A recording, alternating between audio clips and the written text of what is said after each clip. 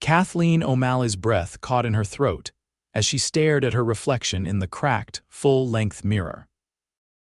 The wedding dress, a beautiful creation of ivory satin and lace, strained against her ample figure, the seams reinforced multiple times by the sympathetic seamstress who'd taken on the challenge without a single unkind word.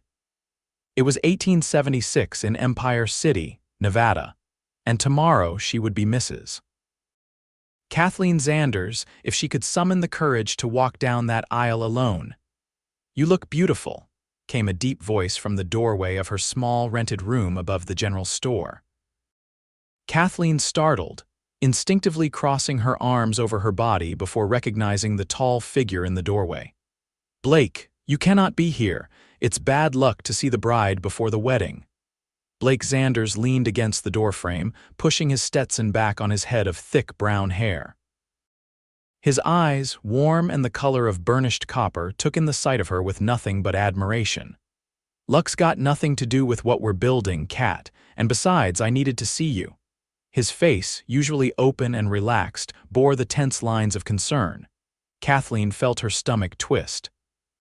"They refused, didn't they?" Blake crossed the room in 3 long strides, his boots thudding against the wooden floor. He took her hands in his calloused ones. "Your family sent a telegram. They won't be coming." Though she'd been expecting it, the confirmation hit Kathleen like a physical blow. She sank onto the edge of her bed, the mattress creaking beneath her weight.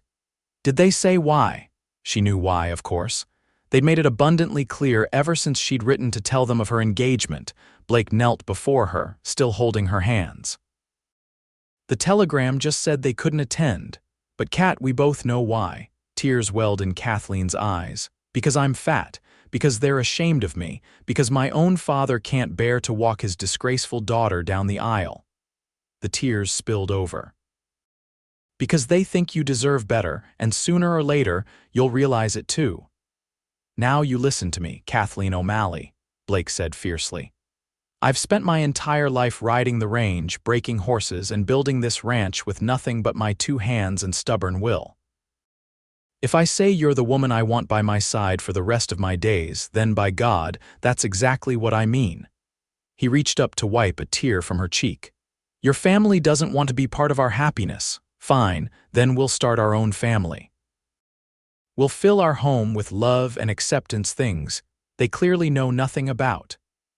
Kathleen gazed into the eyes of the man who defended her honor in the saloon that fateful night 8 months ago when some drunken miners had made cruel comments about her size. She remembered how he'd tipped his hat to her afterward, introduced himself properly, and asked permission to call on her not with pity in his eyes but with genuine interest. "I'm afraid," she whispered. "What if everyone laughs tomorrow? What if I walk down that aisle and all they see is how the dress barely fits, how my ankles swell in these shoes, how—" Blake silenced her with a gentle finger to her lips.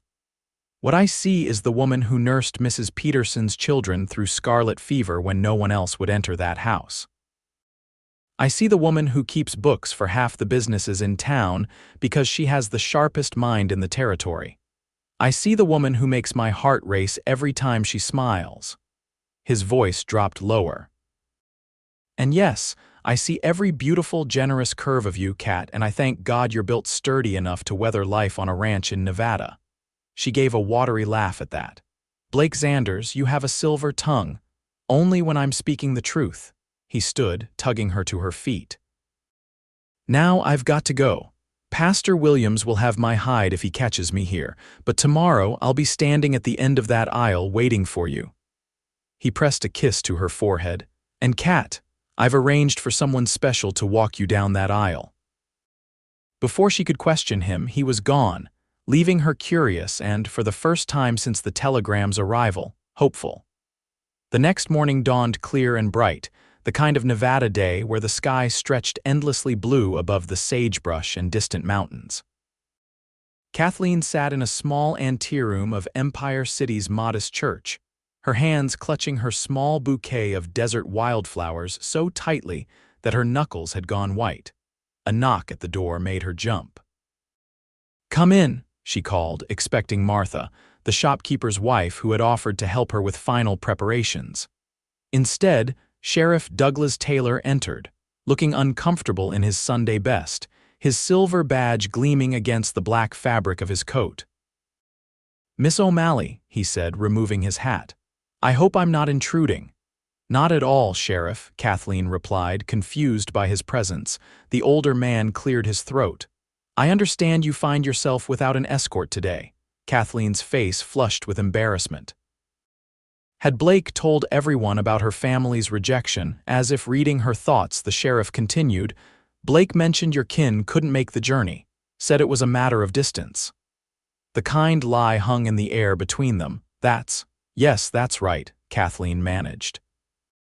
"Well, the thing is, Miss O'Malley, I've known Blake since he was knee-high to a grasshopper. Watched him grow into one of the finest men in this territory.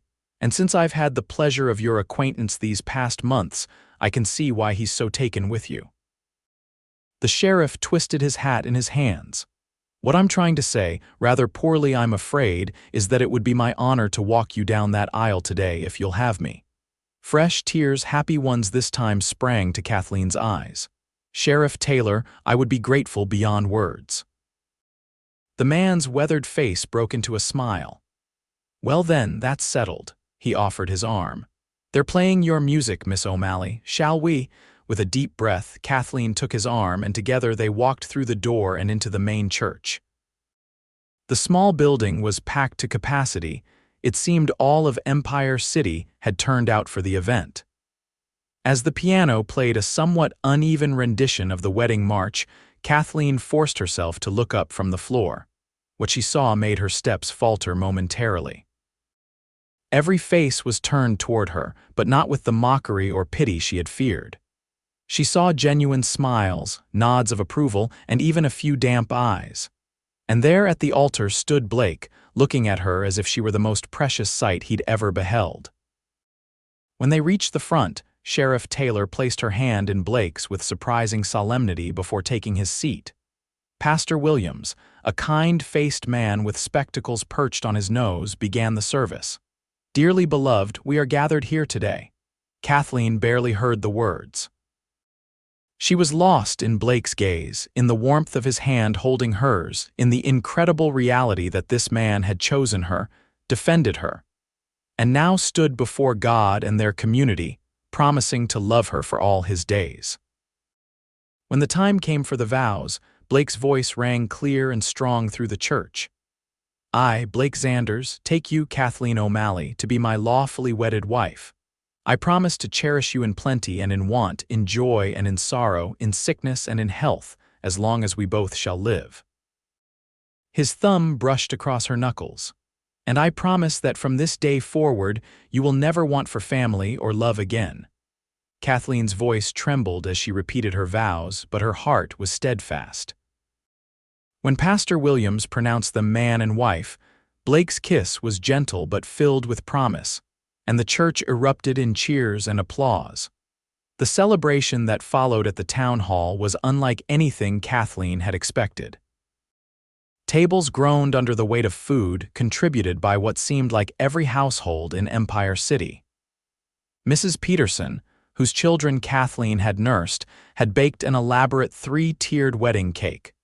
The miners whose books Kathleen kept had pooled their resources for a gift of silverware. The local saloon owner had donated barrels of his best beer and whiskey.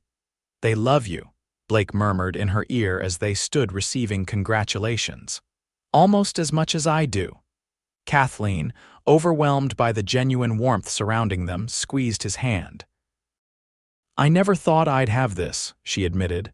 "A husband who sees past my size, a community that accepts me." "You've earned their respect," Blake said, "and my love." "Well, that was inevitable from the moment you stood up in that saloon and told those miners that their crude remarks reflected worse on their characters than your appearance ever could on yours." Kathleen laughed at the memory. "I was terrified. But my father always taught me to stand tall even when—" Her voice faltered. Even when he couldn't practice what he preached, Blake's expression hardened momentarily. "Their loss, Kat, and our gain." He nodded toward the dance floor where couples were beginning to gather. Now, Mrs. Zanders, may I have this dance? People will stare at how the floor shakes, she protested half-heartedly. Blake pulled her close. Let them. I want to dance with my wife. And dance they did, Blake leading her with surprising grace for a cowboy, Kathleen following with the natural rhythm she'd always possessed but rarely displayed in public. When the song ended, they found themselves surrounded by applauding townspeople. As the celebration continued into the evening, Sheriff Taylor approached them again, this time with a sealed envelope. This came for you, Kathleen. Express post from back east. Kathleen took the envelope with trembling fingers, recognizing her sister's handwriting.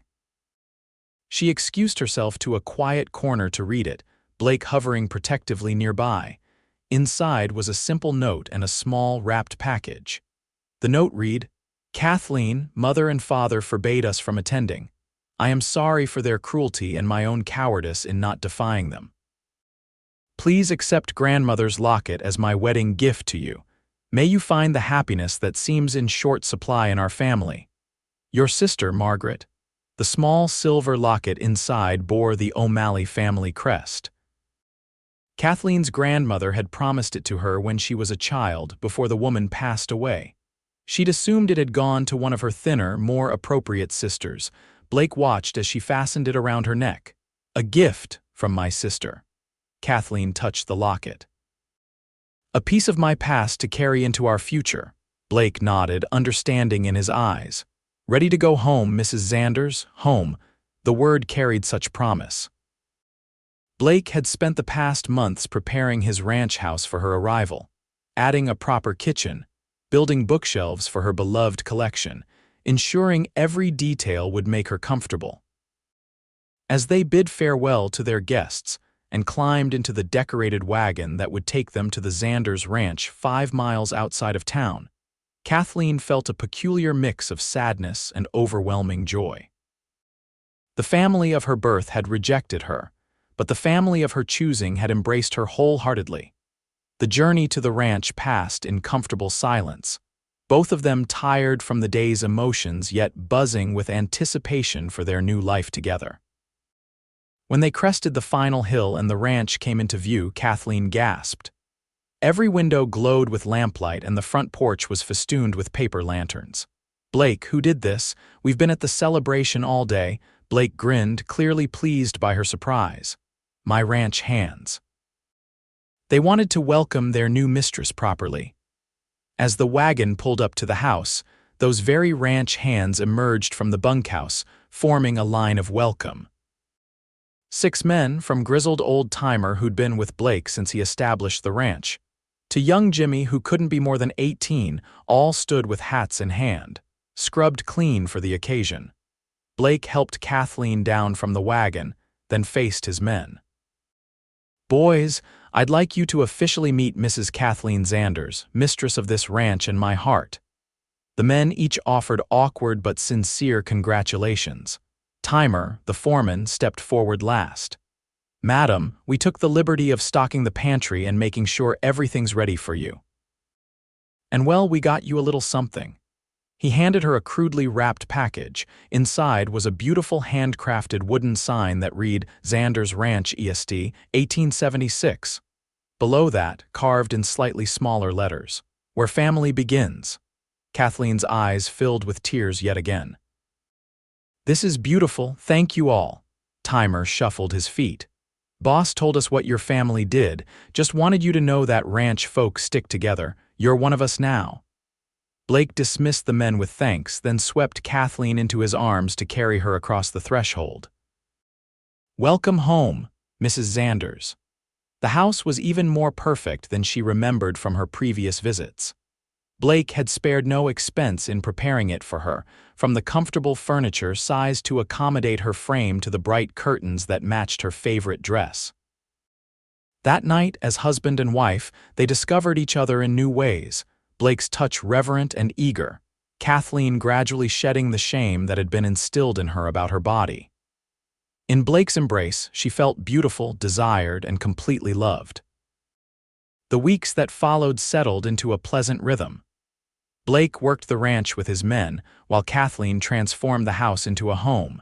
She still rode into town twice a week to keep books for several businesses, refusing to give up the independence her work provided. Blake never questioned this decision, understanding that her skills and the respect they commanded were important to her. 3 months after their wedding, Kathleen received another letter from her sister Margaret. Their father had fallen ill, the doctor's prognosis poor. Despite everything, Margaret wrote, he was asking for Kathleen. That night, as they sat on their porch watching the sunset paint the Nevada sky in brilliant oranges and purples, Kathleen shared the news with Blake. "You want to go?" he asked simply. Kathleen sighed. "I don't know. Part of me says he doesn't deserve my forgiveness. Another part remembers the father who taught me to read, who once defended me against a shopkeeper who mocked my size." She looked at Blake. "Would you think less of me if I went?" Blake took her hand. "I'd think less of you if you made your decision based on what I might think, rather than what your heart tells you is right." After a sleepless night, Kathleen decided to go. Blake insisted on accompanying her, refusing to let her face her family alone. The journey east was long and uncomfortable, the train seats not designed for a woman of Kathleen's proportions. Blake's constant consideration requesting extra pillows, ensuring she had the window seat to enjoy the changing landscape, glaring at anyone whose gaze lingered too long on his wife made the journey bearable. When they arrived in Boston, Margaret met them at the station, embracing Kathleen with genuine warmth before being introduced to Blake. Her eyes widened appreciatively at the sight of Kathleen's handsome husband, and Kathleen felt a small, vindicated thrill at her sister's obvious approval. "Father is at home," Margaret explained as their hired carriage wound through Boston's busy streets. "The doctor visits daily, Mother." She hesitated. "Mother is struggling with the idea of your visit." Kathleen nodded, unsurprised. Her mother's disapproval had been a constant throughout her life. From the moment, Kathleen had begun to show signs that she would not possess the delicate build so prized by Boston society. The O'Malley home, a grand townhouse in one of Boston's finest neighborhoods, stood as an imposing reminder of everything Kathleen had left behind. As the carriage stopped before it, Blake squeezed her hand reassuringly. "Remember," he whispered, "we can leave anytime. Say the word, and we're on the next train west."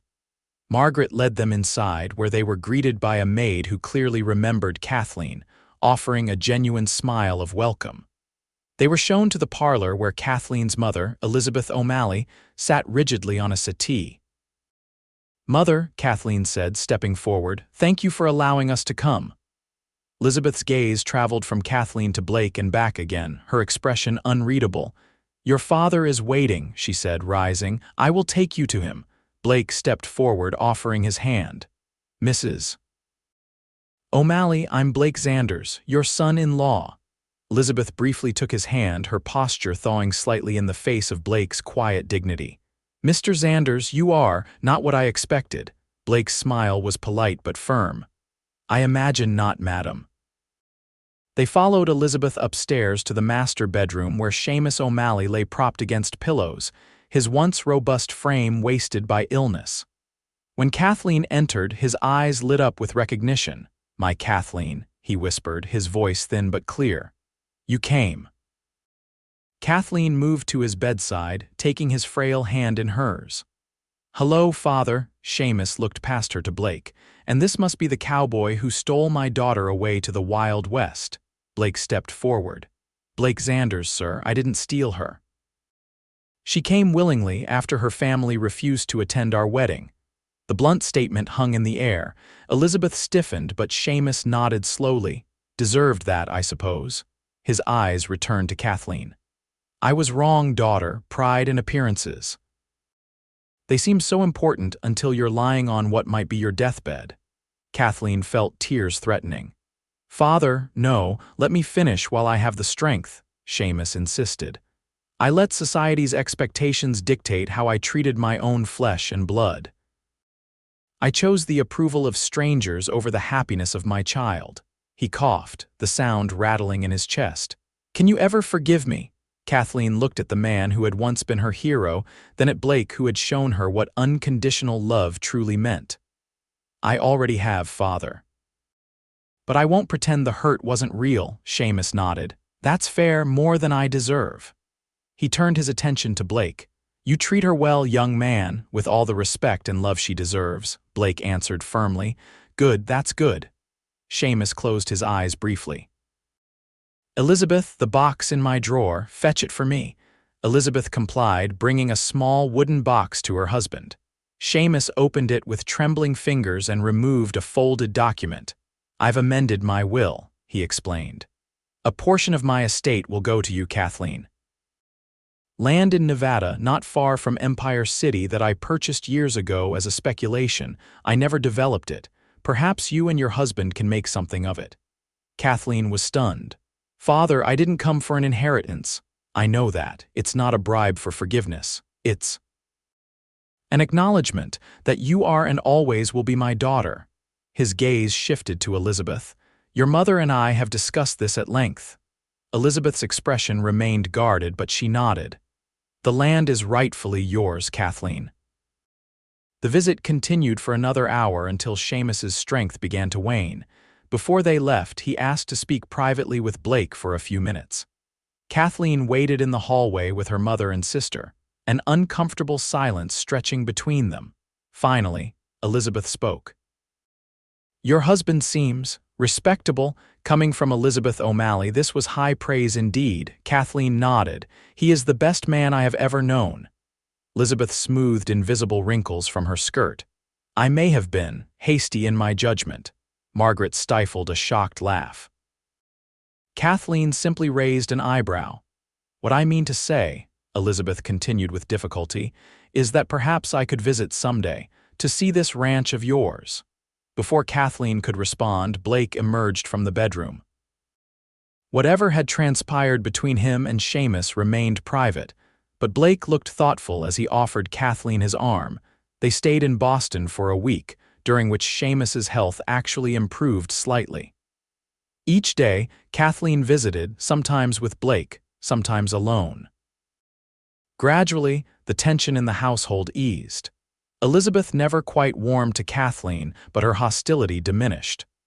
Margaret became an ally, eager to hear stories of life in Nevada and visibly envious of the freedom Kathleen described. When it was time to leave, Seamus extracted a promise from them to write regularly. Elizabeth, to everyone's surprise, presented Kathleen with a family photo album and several heirloom pieces of jewelry. For your daughters, should you have them, she explained stiffly.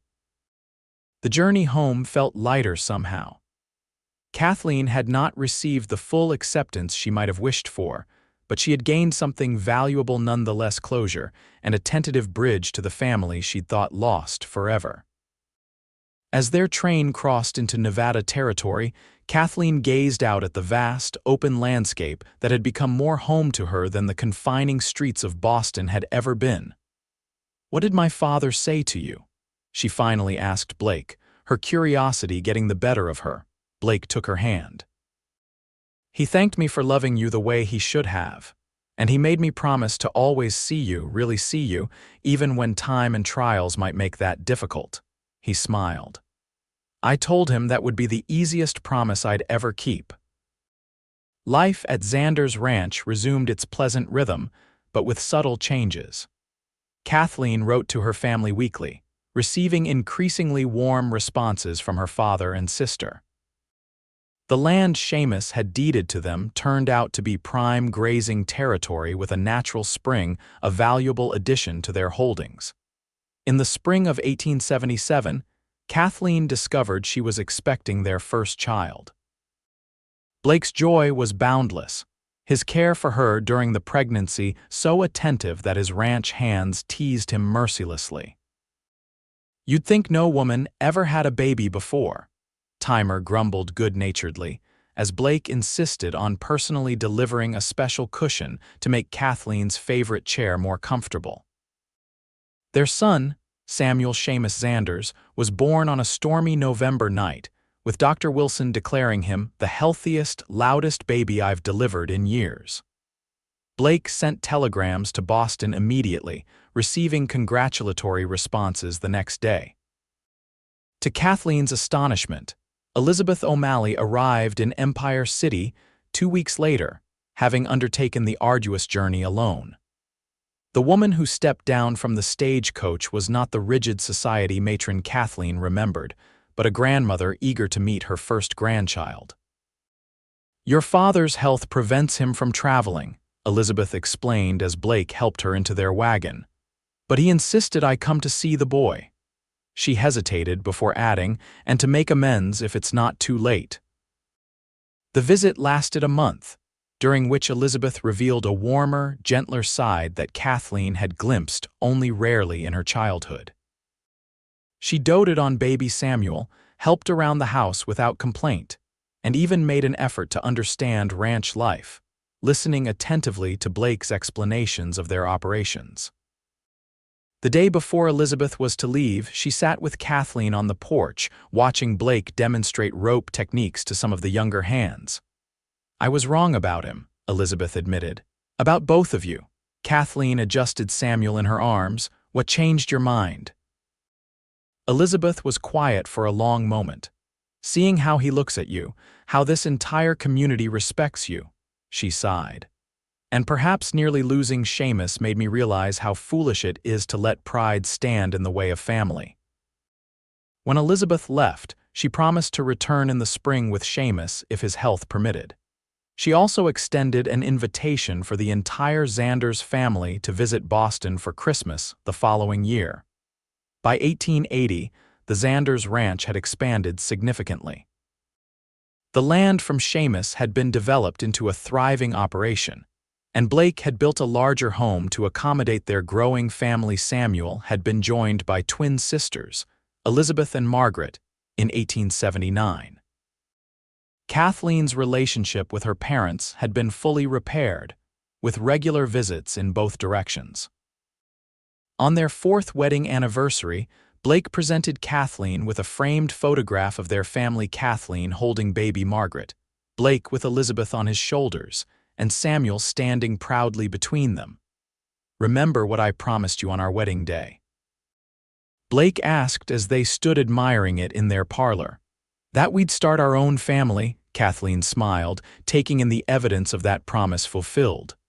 "I remember thinking it was impossible, that I didn't deserve such happiness." Blake wrapped his arms around her ample waist, resting his chin on her shoulder. "And now," she turned in his embrace to face him, "now I know that love isn't about deserving, it's about accepting, both yourself and others." She touched his face gently.